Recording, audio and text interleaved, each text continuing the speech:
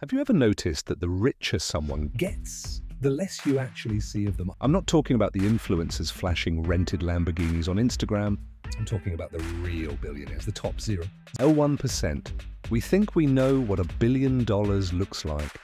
We picture super yachts, private islands, and fleets of hypercars, but that's just the surface. And that's the wealth they let us see. Today we are going to look at the hidden reality of the ultra-wealthy.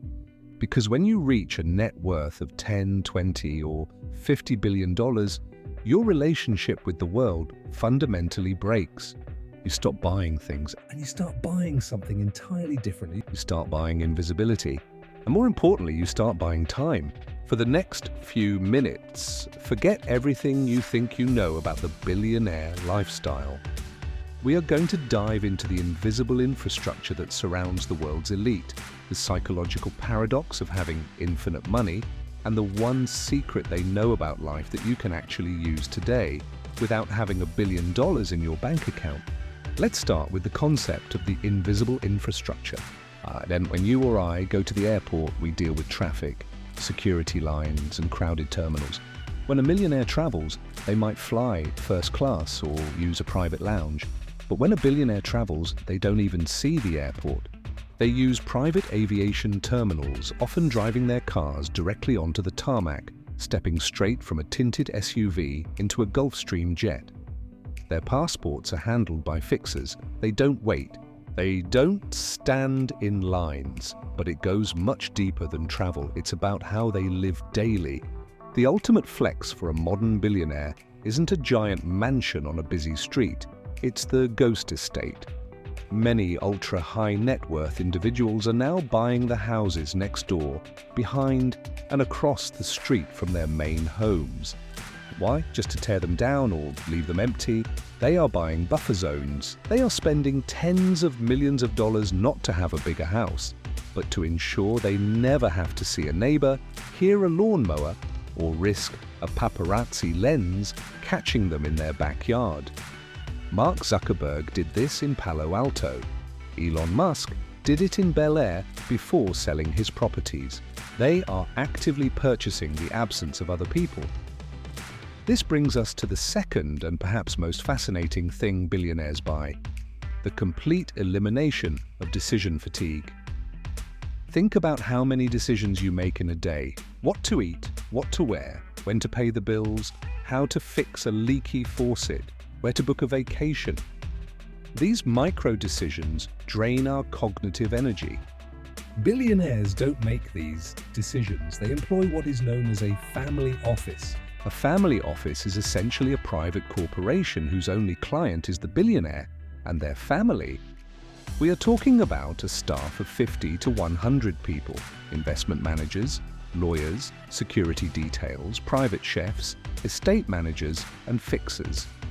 If a billionaire wants to go to Japan tomorrow, they don't look up flights or hotels. They send one text message. By the time they wake up, the jet is fueled, the airspace is cleared, their favorite specific brand of sparkling water is stocked on the plane, and a private chef in Tokyo has already prepared their dietary specific meal. They have outsourced the friction of human existence. But here is where the story takes a turn, because removing all friction from life creates a very strange psychological paradox. Imagine playing a video game where you have the cheat codes for infinite money and invincibility. It's incredibly fun for the first hour. But eventually the game gets boring, the stakes are gone, the challenge is gone. Psychologists who work with the ultra-wealthy report a phenomenon called wealth fatigue syndrome. When you can have anything you want at the exact moment you want it, the dopamine hit of acquiring something new completely vanishes. Buying a new Ferrari for a billionaire feels the same as you buying a cup of coffee. It's just a transaction. It doesn't bring joy. Furthermore, this invisible infrastructure creates a profound sense of isolation. When you are surrounded by people whose salaries depend on keeping you happy, you stop hearing the word no. You enter a reality distortion field. You lose touch with how normal human beings interact.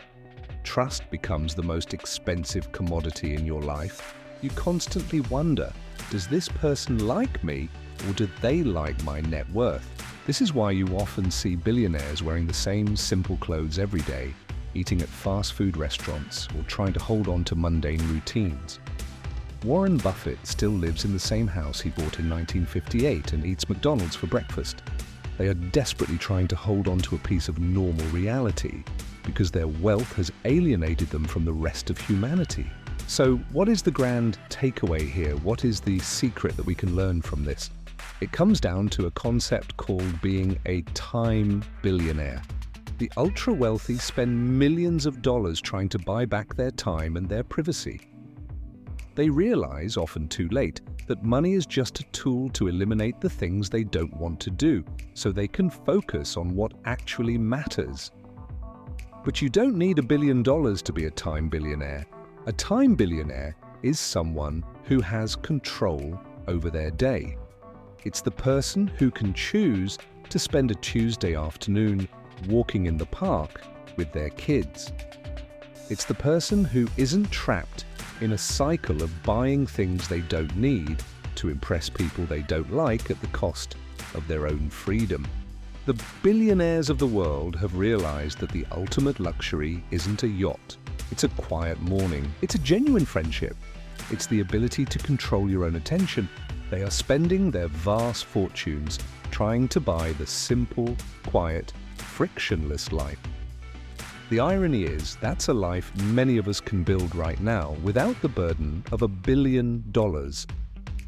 Next time you see a list of the world's richest people, don't envy their bank accounts. Look at your own life, look at the time you have left, and ask yourself, are you spending your time like a billionaire? Or are you just wasting it trying to look like one?